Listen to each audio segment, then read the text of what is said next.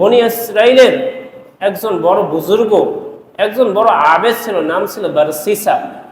এই বারসিসা 1070 বছর ইবাদত করেছে এক খানকায় বসে।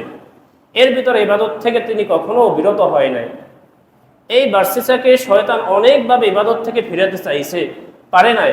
না পারার কারণে প্রধান ইবলিস তার সঙ্গপঙ্গদের নিয়ে একদিন একটা মিটিং বসাইছে যে তাকে তো আমরা কখনোই গুমরাহ করতে পারলাম না, ধোঁকা দিতে পারলাম না, সুতরাং এর ব্যাপারে আমাদের কি পদক্ষেপ হতে পারে। তখন সাদা বর্ণের এক শয়তান, যাকে বলা হয় সাদা শয়তান, সে এসে বলল আমি তাকে ধোঁকা দিতে পারবো। আর এই সাদা শয়তানের কাজ ছিল সকল নবী রাসূল বুজুর্গদের কাছে গিয়ে ধোঁকা দেয়া। তখন এই কথা মতো সাদা শয়তানকে দায়িত্ব দেওয়া হলো তাকে ধোঁকা দেওয়ার জন্য। সে বারসিসার ইবাদতখানায় গিয়ে তাকে ডাক দিল, বারসিসা আসো, বারসিসা আসো। কিন্তু বারসিসা তার ডাকে কোনো সাড়া দিল না, সে ইবাদতের মধ্যেই মগ্ন হয়ে রইল। তো বারসিসার ইবাদতখানাটা ছিল একটু উঁচু জায়গায়, ওখান থেকে নিম্ন জায়গা তার ইবাদতখানা থেকেই দেখা যায় এমন স্থানে শয়তান গিয়ে একটা ইবাদতখানা ওইখানে তৈরি করলো। পরে সেও ওখানে ইবাদতে মগ্ন হয়ে গেল। আর বারসিসার অভ্যাস ছিল লাগাতার 10 দিন করে ইবাদত করে, এরপরে একদিন সে ইবাদত থেকে ফারেগ হয়, রোজা নামাজ থেকে একটু বিরত থাকে। ওই যুগে ওটা ছিল বনি ইসরাইলের যুগ। আর ওই যুগে আমাদের মতো প্রতিদিন 5 ওয়াক্ত নামাজ এভাবে ফরজ ছিল না, নির্দিষ্ট স্থানের নির্দিষ্ট ইবাদত ফরজ ছিল, বাকি ইবাদত ছিল নফল। তো বারসিসা 10 দিন পর যখন তাকালেন ইবাদত শেষ করে, তখন দেখলেন ওই লোকটা তো ওই খানকায় ইবাদত করতেছে। তখন সে মনে মনে কিছুটা অনুতপ্ত হলেন যে আমি তার ডাকে তো সাড়া দিলাম না, হয়তো অন্যায় করে ফেলেছি, সে তো একজন বুজুর্গ। এরপর আবার বারসিসা ইবাদত করতে শুরু করলো ওখানে। এরপরে একবার চিল্লা লাগালো, চিল্লা বলতে আমাদের তাবলিগি চিল্লা না, সে একাধারে 40 দিন ইবাদত করলো ওখানে। 40 দিন ইবাদত করার পর যখন বিশ্রাম করতে যাবে, তখন তাকিয়ে দেখে ওই লোক খানকার ভিতরে তখনও ইবাদত করতেছে। তখন সে মনে করলো এই লোক তো আমার থেকেও বড় ইবাদত গুজার, আমি তাকে অপমর্যাদা করেছি, অবমূল্যায়ন করেছি, এটা তো ঠিক হয় নাই। তখন ওই লোকটার কাছে গেল, গিয়ে জিজ্ঞেস করলো আমাকে তো ডেকেছো, আমি আসি নাই, তোমার কি উদ্দেশ্য ছিল, কি উদ্দেশ্যে আমাকে ডেকেছো? তখন ওই শয়তান, সাদা শয়তান বলতেছে আমি অনেক দূর থেকে এসেছি আপনার সোহবত নেওয়ার জন্য, আমি চাই আপনার খানকায় বসে একটু ইবাদত বন্দেগী করতে, আপনার দ্বারা আমার নিজেকে পরিবর্তন করতে। এখন বারসিসা দেখলো যে এই তো বড় বুজুর্গ, সে আমার কাছে থাকতে চায়, সে অনুমতি দিয়ে দিল। এরপর দুজন মিলে খানকায় ইবাদত শুরু করলো।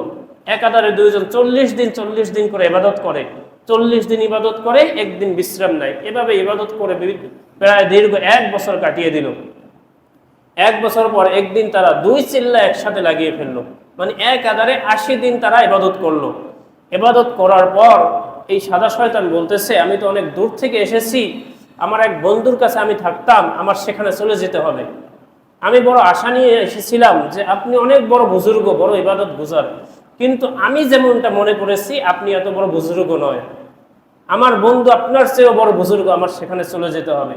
তবে আমি যাওয়ার আগে আপনাকে একটা দোয়া শিখিয়ে যেতে চাই, আপনি এই দোয়াটা পড়ে যে কোনো অসুস্থ মানুষকে ফু দিলে ওই অসুস্থ মানুষ সুস্থ হয়ে যাবে। তখন বারসিসা বললেন যে না, আমার পক্ষে এটা সম্ভব না, আমি যদি মানুষের চিকিৎসা শুরু করি তাহলে এখানে অনেক লোক সমাগম হবে, মানুষের ভিড় হবে, আমি সঠিকভাবে ইবাদত করতে পারবো না। এই কথা বলার পরও এই শয়তান তাকে অনেক পীড়াপিড়ি করে জোর করে দোয়াটা শিখিয়েই গেল। শিখিয়ে যাওয়ার পর যাওয়ার পথে এক ব্যক্তির উপর শয়তান ভর করলো। শয়তান তার উপরে কুদৃষ্টি ফেলে তাকে অসুস্থ করে ফেললো। অসুস্থ করার পর তাকে আবার তার পরিবারের কাছে নিয়ে গেল। নিয়ে যাওয়ার পর বলল যে এই লোকটা তো অসুস্থ হয়ে পড়েছে, আমি একজন চিকিৎসক, তোমরা অনুমতি দিলে আমি তার চিকিৎসা করতে পারি। এখন পরিবার তো অনুমতি দিবেই, যখন পরিবারের কর্তা অসুস্থ হয়ে যায়, তাদের অনুমতি পেয়ে শয়তান তার চিকিৎসা শুরু করে দিল। চিকিৎসা করার পর বলে যে এর উপর তো বদজিন বর করেছে, আমার পক্ষে চিকিৎসা সম্ভব না, তবে আমি একজন বড় বুজুর্গের কথা জানি, তার কাছে নিয়ে একটা ফু দিলেই এ সুস্থ হয়ে যাবে। তখন ওই বারসিসার ঠিকানা দিয়ে দিল আর তাকে নিয়ে তার দরবারে উপস্থিত হলো। এখন বারসিসাকে যখন বলা হলো, সে প্রাথমিক অবস্থায় রাজি হয় নাই, পরবর্তীতে সে রাজি হয়ে যখনই একটা ফু দিল সাথে সাথে সুস্থ হয়ে গেছে। এখন এই খবর তো সারা জায়গায় ছড়িয়ে গেছে, এখন দিক দিগান্ত থেকে বিভিন্ন অসুস্থ মানুষ আসে, সে ফু দেয় সুস্থ হয়ে যায়। এভাবে কিছুদিন যাওয়ার পর এই শয়তান ওই এলাকার যিনি রাজা ছিলেন, বাদশা ছিলেন, তার মেয়ের উপর গিয়ে বর করছে, তার মেয়েকে অসুস্থ বানিয়ে দিয়েছে। এখন এই রাজা মারা যাওয়ার পর তার বড় ছেলে হয় ওখানের রাজা। তখন তাদেরকে গিয়ে বলে, আমি তো একজন চিকিৎসক, আমি দেখি তাকে সুস্থ করতে পারি কিনা। তার চিকিৎসা করতে শয়তান বলল, এটা আমার পক্ষে সম্ভব না, এর উপরে বড় এক জিন বর করেছে, একে সুস্থ করতে হলে ওই দরবারে নিয়ে যেতে হবে। এখন তারাও তার নাম জানতো যে বার্সিসা বড় এক বুজুর্গ, তাহলে তার কাছে নিলে তো হয়তো কাজও হতে পারে।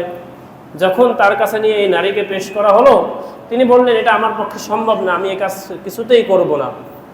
এখন তিনি যখন রাজি হলো না, শয়তান শিখিয়ে দিল যে তার খানকার সামনে একটা গড় তৈরি করে সেখানে তাকে রেখে যাও, তাহলে তার দেখে হয়তো মায়া হবে, তখন চিকিৎসা করে একে সুস্থ করবে। তখন শয়তানের কথা মতো ওখানে একটা গড় নির্মাণ করে ওই নারীকে ওখানে রেখে গেল। রেখে যাওয়ার পর শয়তান যখন দেখলো যে তার অবস্থা খুবই খারাপ, তো শয়তান তার উপরে আরো বর করলো। এরপরে বার্সিসার ওই নজর পড়ার পর সে এই নারীর প্রতি দয়াদ্র হয়ে তার চিকিৎসা করতে গেল, সাধারণ ফুঁকে দেখে কাজ হয় না। তখন ওই শয়তানের শিখানো দেওয়া দোয়া এটা পরে যখন ফু দিল, দেখা যায় সে সুস্থ হয়ে গেছে। আবার দেখে 2 দিন পর আবার অসুস্থ, সুস্থ হয় আবার অসুস্থ হয়। এভাবে কিছুদিন যাওয়ার পর শয়তান একদিন তাকে এতটাই অসুস্থ করে ফেললো যে মেয়েটা প্রায় বেহুশ হয়ে গেল। বেহুশের মতো হয়ে সে তার গায়ের সমস্ত কাপড় খুলে ফেললো। এখন বার্সিসার কাছে এসে বলল, দেখো মেয়েটা তো মারা যাবে, তুমি গিয়ে তাড়াতাড়ি চিকিৎসা করো, যদি সে মারা যায় তার ভাইদের কাছে কি জবাব দিবে। এই শয়তানের প্ররোচনায় বার্সিসা গিয়ে তার কাছে গেল যে চিকিৎসা করতে। এখন শয়তান বলতেছে, কানে কানে শিখিয়ে দিতেছে যে এই নারীর সাথে সঙ্গম করা ছাড়া এই নারী সুস্থ হবে না, একটাই উপায় তার সাথে সঙ্গম করা, আর এরপর যদি তুমি তওবা করো তাহলে তো আল্লাহ তোমাকে মাফ করে দেবে। এখন জান বাঁচানো খরচ, জানটা আগে বাঁচিয়ে নাও।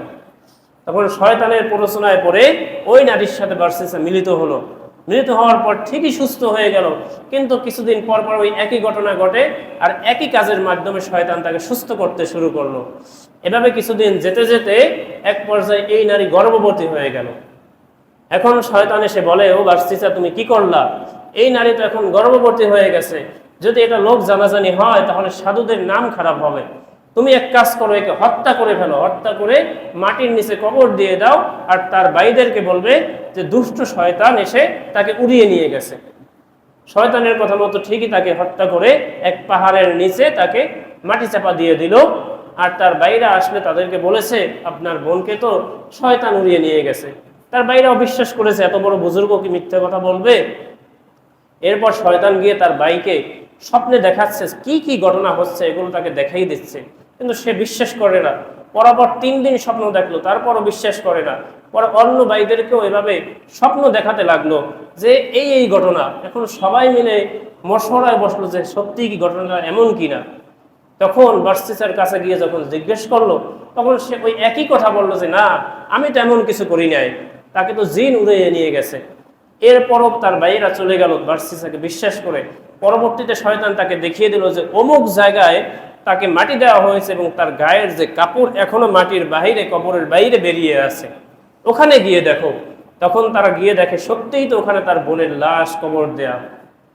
এরপর শয়তান গিয়ে বার্সিসাকে বলে, তোমাকে তো এখন ধরা হয়েছে, তোমার জিজ্ঞাসাবাদ হবে, তুমি যদি এখন মিথ্যা কথা বলো তাহলে তোমার দ্বিতীয় অপরাধ হবে। এমনিতে তুমি হত্যা করেছো এই এক অপরাধ, আর মিথ্যা কথা বললে আর এক অপরাধ হবে। সুতরাং তুমি সত্যিটা স্বীকার করো, নাইলে তো তুমি মিথ্যা বলে 2 অপরাধের অপরাধী হবে। এই কথা বলার পর সে রাজ দরবারে স্বীকার করলো যে হ্যাঁ, আমি এই কাজ করেছি। এখন তার শাস্তি কি হলো? শাস্তি হলো খোলা ময়দানে নিয়ে তাকে মৃত্যুদণ্ড দেওয়া হবে। এখন শয়তান আবার এসে বলতেছে যে তুমি যদি স্বীকার না করতে, মিথ্যে কথা বললে, তোমার তো কেউ সাক্ষী ছিল না যারা দেখছে যে তুমি হত্যা করছো। তুমি এই স্বীকার করে তো সকল সাধকদের নাম খারাপ করেছো। মানুষ তো সাধকদের কথা শুনলেই বলবে যে এই সাধক এই ধরনের কাজ করেছে, যার কারণে তাকে হত্যা করা হয়েছে, সুতরাং সাধকরা খারাপ। এই কথা বলার পর এখন শয়তানের কাছে বার্সিসা একটা বুদ্ধি চাইলো যে কি করা যায়, তখন শয়তান বলতেছে তোমার কিছু করা লাগবে না, তুমি একটা কাজ করো, তুমি আমাকে একটা সিজদা করো, এই সিজদা করলে আমি তোমাকে নিয়ে এখান থেকে চলে যাব, কেউ তোমাকে দেখতে পাবে না, আমাদেরকে তোমাকে মৃত্যুদণ্ডও দিতে পারবে না, সুতরাং সাধকদের নামও আর খারাপ হবে না। তখন বাধ্য হয়ে বারসিসা ওই শয়তানকে একটা সিজদা দিয়ে ফেললো। আর সিজদা দেবে কাকে? সিজদা পাবে একমাত্র আল্লাহ। আল্লাহর সিজদাটা এই শয়তানকে দিয়ে সে সাথে সাথে শিরিক করে ফেললো। এবার শয়তান বলতেছে ইন্নী বারিউম মিনকা, আমার সাথে তোমার কোনো সম্পর্ক নাই, তুমি যে তোমার শাস্তি ভোগ করো আমি তোমার দ্বারে কাছেও নাই। ইন্নী আখাফুল্লাহ রাব্বাল আলামিন, আমি আল্লাহ তাআলাকে ভয় করি। এভাবে শয়তান তাকে মুশরিক বানিয়ে তারপর ছাড়লো। শয়তান আমাদেরকে এভাবে ধোঁকা দিতে দিতে দিতে দিতে বিভিন্ন সিস্টেমে কিভাবে আমাদেরকে শিরিকের ভিতরে নিমজ্জিত করবে এর জন্য আপ্রাণ চেষ্টা করে, এরপরে আমাদেরকে ছাড়ে। সুতরাং শয়তানের সমস্ত ধোঁকা থেকে, চক্রান্ত থেকে আমাদেরকে বেঁচে থাকতে হবে।